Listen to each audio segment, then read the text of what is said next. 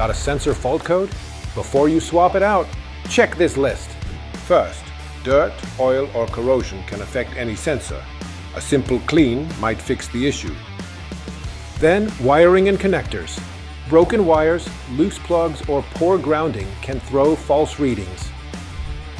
Too much heat or vibration can damage sensors, especially around the exhaust or suspension. Don't forget reluctor rings. If they're cracked or dirty, readings will be off, even if the sensor is fine.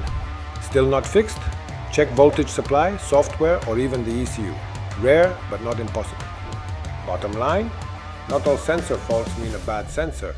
Smart diagnosis saves time and returns. Tip from Wagner: diagnose the system, not just the sensor.